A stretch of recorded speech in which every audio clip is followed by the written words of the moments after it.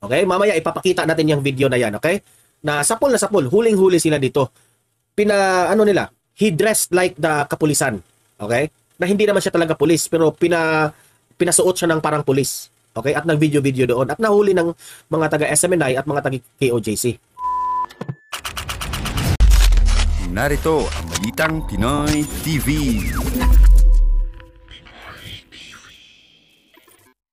So ayan, and we are live ngayon sa ating YouTube channel. Medyo tinisipon po tayo ngayon, no? At very makati yung aking ilong. So pagpasensyahan nyo na, no? By the way, I'm eating guys, Toblerone, no? Chocolate para pa-energize naman natin sa konti sa ating katawan. So anyway, napa-live tayo ngayon kasi may bago na namang mga kumakalat na balita at nagtitrending. Ang unang-una dito, ang ating pag-uusapan ay itong interview ni Representative Abante, no? Na sinabi niya, posible raw na itong si Vice President Inday Sara Duterte, posible raw na dahil dito sa mga asal raw ni VP Sara during the hearing, posible raw na maging zero budget ang Office of the Vice President. Tingnan nyo. Kung kung makapag-comment sila ng ganyan, akala mo kung sino. Diba? So yan, pag-uusapan natin yan, itong si Abante, ha. Kasi ini-interview siya ng One News at nagmamagaling. Diba? Sabi nga ni VP Sara, kung ayaw mo sa mga sagot ko, kung hindi mo nagustuhan, wala ka nang magagawa dyan. Diba? At least, sumasagot si VP Sara. Diba? Kitang-kita naman sa taong bayan na ikaw po ay balimbing. Takot kayo sa amo nyo, takot kasi baka ayaw kayong bigyan ng mga budget, di ba? Kaya todo kayo ng kampi, todo kayo. At maganda itong question and answer dito, interview niya, kasi ikino-compare, bakit ngayon nyo lang siya kino-question dito sa kanyang budget proposal. Noon, di ba? Hindi nga umabot raw ng 22 minutes na approve na yung budget ni VP Sara. Ha? Pero ngayon, bakit ang dami-dami nyo ng mga questions patungkol sa kanya? So yan, pag-uusapan natin yan. Kasi sabi niya, si VP Sara raw ang nagbago. Si VP Sara ang nagbago o kayo ang nagbago? Diba? O yan, pag-uusapan natin yan mamaya itong patungkol po dito kay Abante, no? O, kain mo tayo. Pangalawa na ating pag-uusapan, itong si Abalos, no? Alam nyo naman na itong si Abalos, lagi namang nagmamalinis ito, di ba? Sabi niya, itong mga ginagawa nila ngayon sa KOJC, itong paghahanap nila dito kay Kibuloy, itong pag-serve ng warrant nila dito kay Kibuloy, di ba? Sabi nila, malinis itong ginagawa nila. Sabi pa nga ng presidente, walang mga jaril, hindi raw nagtitirgas, pero klarong-klaro naman sa video, di ba? O, na harap-harapan, ha? Taong bayan nakakita doon. So, sablay. Ngayon naman, itong mga pinagsasabi ni Abalos, wala sa hulog. Masasabi mo talaga sila na hindi sila nagsasabi ng totoo dahil meron na namang nakuhang video patungkol po dito sa isang ginamit nila during the hearing, itong taong to. At nakilala po ng mga taga-KOJC ito.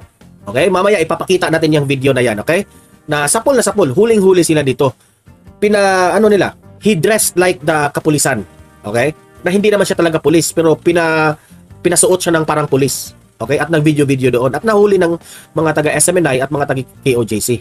Ayan, ha? Mamaya, pag-usapan rin natin yan. Bago ang lahat, bago natin ito pag-uusapan, help me po na i-like muna, ha? At i-share itong video na ito para guys, kakalat ito sa taong bayan. Okay? Sabay-sabay nating i-like muna at i-share itong video natin, Facebook at YouTube. 1, 2, 3, go! Okay? Like and share para maraming makalam. And also guys, paki-subscribe at paki-follow ito para lagi kayong updated sa mga balita na kagaya nito. At ma-notify ang inyong mga cellphones kung meron tayong breaking news. Okay? So, kagaya nito, breaking news ito. So, sabay-sabay natin i-follow, i-subscribe, Facebook at YouTube. Ready? Follow, subscribe. 1, 2, 3, go! Ayan, thank you very much. Okay, so simulan na natin, ha, ang ating banatan dito ngayon. Okay? So, ito na nga. Ito yung una nating pag-uusapan. Itong interview po ni Abante, no? Pakinggan natin ang interview po ni Abante dahil siya po ay ini-interview, no? Patungkol po sa the latest hearing patungkol po sa budget proposal ni VP Sara. Hindi ko nga maintindihan bakit big deal sa kanila itong mga answers ni VP Sara. Inilatag na nga yung mga Office of the Vice President report. Bakit hindi nyo na lang basahin yun? Diba? O bakit pumapalag kayo sa answer ni VP Sara? May karapatan naman siyang para mapadali yung hearing, di ba? O, tinutulungan na nga kayo, pero hindi nyo maintindihan eh. Ito, abante, pasok! We have to talk about the other hearing now that we invited you to talk about, which is the one from the other night with Vice President Sara Duterte, which got heated, kind of understating it. And you made headlines for calling her out. What to you was the biggest issue about her demeanor throughout the hearing? Well, the biggest issue is this, no? She appeared before us so that we can talk about the budget of the Office of the Vice President. Now, whether it be the budget that we will talk about on the 2025 budget. Ito yung proposed budget ni VP Sara na aabot ng 2.037 billion or kung i-round off natin 2 billion pesos ang kanyang proposed budget. At hindi naman yon biro dahil merong nakalatag na report, di ba? Every congressman has the right to be able to scrutinize the budget. Hindi. Tama ka dyan, abante. Every representative, every congressman has the right to question the proposed budget. Walang problema dyan. Di ba? You can scrutinize. Walang problema dyan. Inaalaw yan. Pero, wala rin kayong right para si VP Sara, pigilan nyo siya kung ganyan ang kanyang answer. Di ba? Kasi alam niya, hindi nyo siya mauubra. Alam niya na kayong lahat dyan, wag na tayong magbulahan, abante. Ito yung sasabihin ko sa iyo, wag na tayong magbulahan, abante. Lahat kayong nakaharap ni VP Sara, mag-isa lang si VP Sara, wala siyang kasamang mga sekretaris niya doon, di ba? Lahat ng nakaharap sa kanyang lahat ng nakaharap na mga representatives, napaplastikan siya diyan.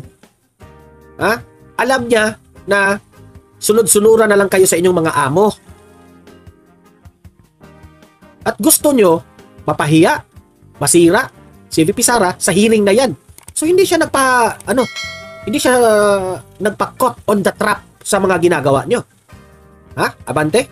Kasi kung sa tingin mo, abante, lahat ng mga resource person na ini-invite nyo dyan, madudurog nyo, ibahin nyo itong babaeng to, itong vice presidente namin, ibahin nyo. Hindi nyo yan madudurog, abante.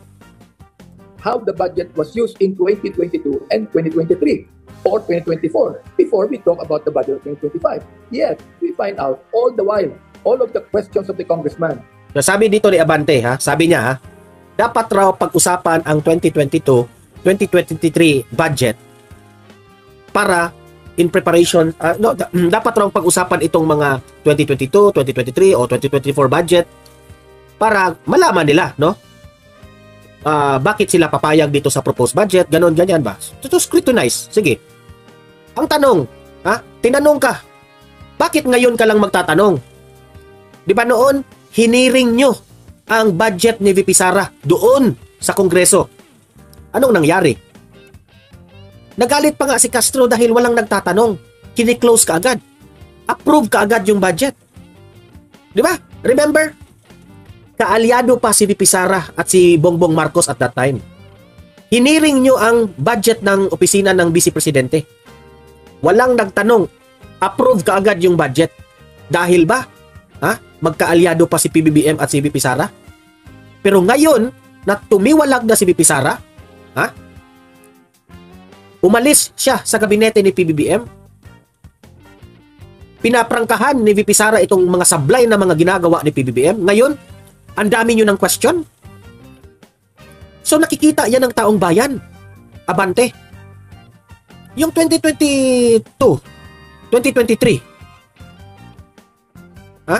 2024, hindi ka ganyan kadami ang mga questions ninyo. Approve ka agad kasi natatakot kayo kay Romualdez o kay Marcos dahil kaalyado itong si VP Sara.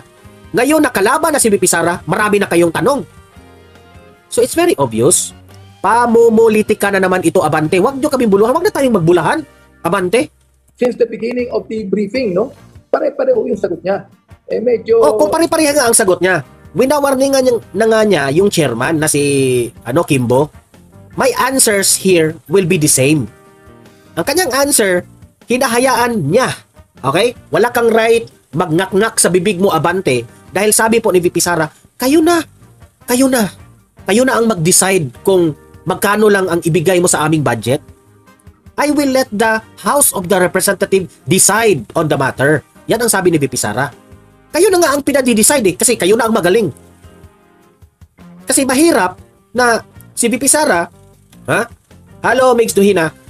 Mahirap yung tanggol siya ng tanggol sa kanyang budget, ha? At the same time, hindi maa-approve. So, why question this budget in the first place na kayo naman ang masusunod?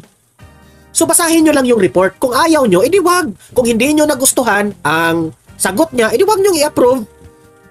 That's simple. Wag kayong reklamo ng reklamo kasi si VP Sara po hindi nagre-reklamo. Ha? Never siyang nagre-reklamo kasi sabi niya, I will let the House decide on this budget. Hindi nyo yan maiintindihan? BO lang kayo talaga. Siyempre, medyo nainis na rin ako. Kaya bumaba ako and I begin to ask her a very simple question. Nainis na raw siya. Nainis ka? Sa isang babae na mag-isa lang siya? Kayo ang dami ninyo? Ikaw pa ang nainis? Hiyang-hiya naman ako. Hiyang-hiya naman ako sa iyo, Abante.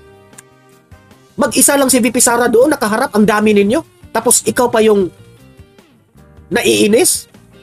Ganyan ka ba talaga ka-weak, Abante? Ganyan ka na ka-weak? Mag-isa lang si VP Sara, kayo ang dami nyo, tapos ikaw pa ang nainis?